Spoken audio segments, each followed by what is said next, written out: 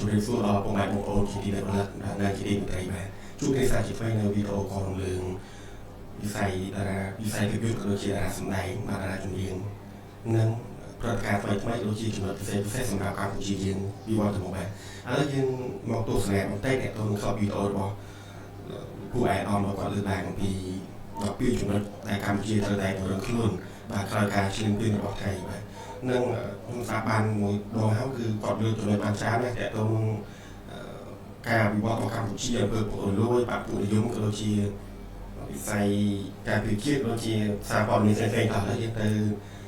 ទស្សនាដល់អ្នកគ្នាដែលមានជំនួសតែ6នាទីទេចឹងវាគឺពិតជាមានសារៈប្រយោជន៍មែនទែនបាទសម្រាប់កម្ពុជាយើងតោះយើងទៅទស្សនាដល់អ្នកសិនណាគឺគេនៅតែមានហេតុការណ៍ជាទៀតយើងអាហ្នឹងចាំហើយយើងក៏ត្រូវចាំដែរថាបើយើងនៅបន្តខ្សោយយើងបន្តនៅតែបន្តក្រហើយនៅតែលើកហេតុផលថាទៅតែលើកពីសង្គ្រាមទៀតគឺគេនឹងជាពៀនយើងទៀតឆ្លៀនពៀនទៀតបាទហើយឧបាយកលជាតិនិយមគឺគេនៅតែប្រើហើយនៅតែមានផលប្រយោជន៍បាទចំណុចមួយទៀតគឺមានន័យថាយើងត្រូវតែរៀនធ្វើម្ចាស់ការលើជោគវាសនាខ្លួនឯងបាទជោគវាសនាខ្លួនឯងបើយើងមិនខ្លាំងគ្មានអ្នកណាមកច្បាំងការពារទឹកដីយើងទេគាត់ទៅសួរធ្វើម៉េចឲ្យខ្លាំងធ្វើម៉េចឲ្យមានទី1តើទទួលស្គាល់ថាយើងខ្សោយអត់កុំចេះតែអួតថាខ្លាំងណាស់មានណាស់ប៉ុន្តែ at the end of the day ទីផតឲ្យយកមានអីសោះអាហ្នឹងមួយអាហ្នឹងមេរៀនទី1ទទួលស្គាល់សិនបើមិនទទួលស្គាល់ជាបានជាទេបើទទួលស្គាល់ហើយយើងទទួលយកការជាបាលឲ្យអស់អាហ្នឹងគឺរឿងមួយទៀតកែកំពុងសរសេរច្រើនជាងគេគឺកែហ្នឹងទទួលអត់អាហ្នឹងទី2ព្រោះសង្ខេបថាទី3គឺត្រូវការតម្រង់ជាក់ស្ដែងពីព្រោះក្រោយសង្គ្រាមមកហ្នឹងបងប្អូន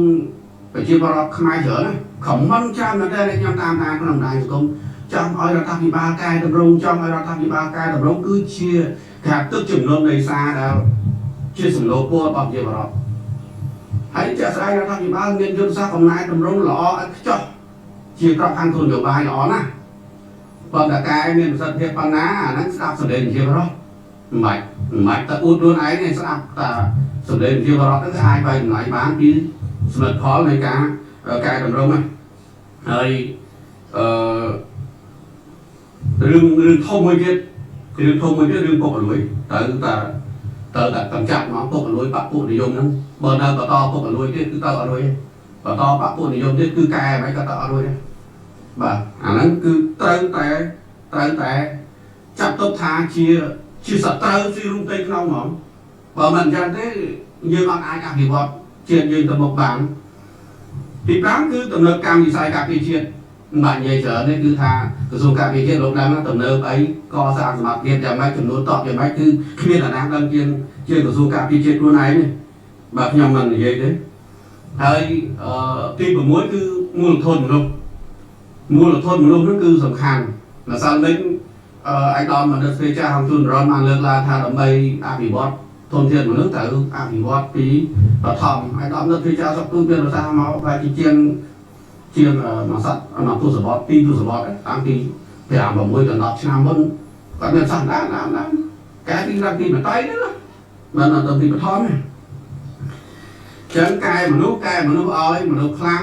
មនុស្សមានសុខភាពល្អដល់កុំប្រើគ្រឿងសម្បងគ្រឿងញៀនមានសុខភាពល្អមានចំណេះជំនាញសមត្ថភាពបទពិសោធន៍សុខភាពល្អមនសិការដល់កតជាតិបាទគ្រូវត្តគាត់ឲ្យយោបល់ច្រើនណាស់រឿងហ្នឹងបាទហើយពង្រឹងភាពធន់ខាងសេដ្ឋកិច្ចទី7ហើយភាពធន់យ៉ាងម៉េចលោកគ្រូវត្តគាត់នឹងលើកឡើងហើយបណ្ឌិតយងពៅក៏បានលើកឡើងដែរពីរឿងពីបដកម្មការទូតនិងការរៀបចំគោលនយោបាយការបរទេសដែលឆ្លាតវៃដែលបោះបែនដែលជាក់ស្ដែងនិយមបម្រើផលប្រយោជន៍ជាតិយើងឲ្យបានច្រើនទី9គឺការទូតព័ត៌មានបន្តទៀតពង្រឹងគុណភាពព័ត៌មានក្នុងស្រុកបាទកុំធ្វើតែព័ត៌មានវិធីការច្រើនពេកព័ត៌មានលើកជើងច្រើនពេក ព័ត៌មានដែលអត់ប្រយោជន៍ច្រើនពេកគឺត្រូវតែធ្វើព័ត៌មានដែលជាចំណេះដឹងដែលជាប្រយោជន៍សម្រាប់ប្រជាពលរដ្ឋអាហ្នឹងគឺទស្សនវិជ្ជាព័ត៌មានក្នុងស្រុករីឯតំណែងតំណងជាមួយនឹងប្រព័ន្ធនៃព័ត៌មានខាងក្រៅក៏យើងត្រូវតែមានតំណែងតំណងល្អដែរក៏ងាកបាត់អាហ្នឹងគឺថាដល់ពេលយើងត្រូវការរអ្នកសារព័ត៌មានបរទេសដើម្បីនិយាយឲ្យគេជឿបានឥឡូវព័ត៌មានក្នុងស្រុកយើងនិយាយបរទេសជឿគេមិនជឿទេដោយសារតែប្រសិទ្ធសិនមួយគេនិយាយថាព័ត៌មានក្នុងស្រុកហ្នឹងគ្រាន់តែជាព័ត៌មានគ្រប់គ្រងគណៈបកកណ្ដាលអំណាចគ្រប់គ្រងរដ្ឋាភិបាលហើយបាក់ជ្រុងដល់ពេលអញ្ចឹងទៅពេលដែលយើងចង់ឲ្យគេជឿតាមរយៈប្រព័ន្ធផ្សព្វផ្សាយរបស់យើងវាពិបាកមែនទេកន្លែងហ្នឹងហើយចំណុចទី10គឺតកតងជាមួយនឹងរឿងព្រំដែនរស់មានន័យថាយើងធ្វើម៉េចឲ្យព្រំដែនរបស់យើងទៅជាព្រំដែនដែលមានប្រជាជនរស់នៅដីដែលនៅព្រំដែនក៏មិនតែដីរបស់អង្គការដីអ្នកធំតែដីជាបរិបទព្រោះយើងឃើញនៅភូមិព្រៃច័ន្ទនិងជោគជ័យនៅពេលដែលសៀមចូលឈានពៀនទៅគឺប្រជាជនស្រុកគ្នាហ្មងដីគាត់ផ្ទះគាត់នៅកន្លែងនោះឲ្យគាត់ទៅណាតែបដីអ្នកធំដីអង្គការសួរថាពួកអង្គការទៅការពារដីដោយពួកប្រជាជននៅព្រៃច័ន្ទនៅជោគជ័យដែរអត់ទៅរួចទេចិត្តដីព្រំដែនគឺថាមកបានហើយគឺឲ្យកងតបឲ្យប្រជាជនឲ្យអភិវឌ្ឍមែនទែនហើយចំណុច11គឺយើងបដិស្មារតីសាមគ្គីឯកភាពជាតិទស្សនវិជ្ជាសម្រាប់មនុស្សជំនាន់ក្រោយហ្នឹងគឺសំខាន់ណាស់ហើយដើម្បីធ្វើនឹងបានគឺថាត្រូវបើកចិត្តទៅលាយជជែកគ្នាដោយបងនៅគ្នានេះយកពួកយើងនេះយើងជជែកគ្នាមានបើកទ្វារមានបាត់ទ្វារយើងជជែកគ្នាទៅអាហ្នឹងគឺល្អមែនទែនហើយក៏រើសអើងនយោបាយក៏ថាមកនេះមកព្រោះខ្ញុំស្អប់បំផុតតែរើសអើងនយោបាយខ្ញុំស្អប់បាទនិយាយត្រង់ហ្មងព្រោះវាអត់មានប្រយោជន៍អីសោះបាទហើយចុងក្រោយគឺយើងសូមកុំភ្លេចមេរៀនប្រវត្តិសាស្ត្រយើងត្រូវតែឲ្យកូនចៅយើងរៀនប្រវត្តិសាស្ត្រដើម្បីជៀសវាងការដើរចំណានប្រវត្តិសាស្ត្រទាំងប្រវត្តិសាស្ត្រនៃការដឹកនាំទាំងប្រវត្តិសាស្ត្រនៃតំណែងជាមួយប្រទេសជិតខាងជាមួយមហាអំណាចនិងប្រវត្តិសាស្ត្រនៃការកសាងជាតិនិងបង្កើតនៅវីរៈបរិយាជាតិសូមកុំឲ្យចង់ប្រមាណសតវត្សឲ្យរកវីរៈបរិយាម្នាក់មកបានដើម្បីឲ្យយើងខ្វាយអង្គមអត់មានប្រតិអមមែនតែទូរស័ព្ទរបស់ពូគឺប្រតិប្រអីណាគេឥឡូវគឺជាមានភាពថាគឺសមាជិកបាទដោយសារតែបានក៏លើកឡើងនៅចំណុចសំខាន់តែទៅកម្ពុជាដែរអញ្ចឹងចូលរួមអភិវឌ្ឍចូលរួមនៅកម្ពុជារបស់គ្នាបាទអញ្ចឹង